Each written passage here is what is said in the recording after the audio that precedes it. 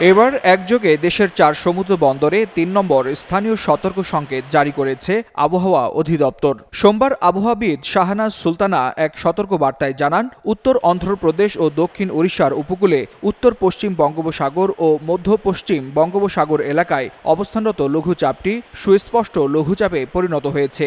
বর্তমানে এটি উত্তর পশ্চিম ও মধ্য পশ্চিম বঙ্গোপসাগর এবং উত্তর অন্ধ্রপ্রদেশ ও দক্ষিণ ওড়িশার উপকূলে অবস্থান করছে।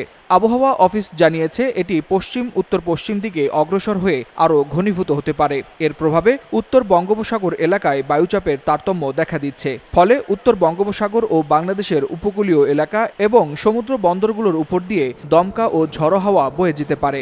এই অবস্থায় চট্টগ্রাম, কক্সবাজার, মোংলা ও পায়রা সমুদ্র বন্দরকে 3 নম্বর স্থানীয় সতর্ক সংকেত দেখিয়ে যেতে বলা হয়েছে।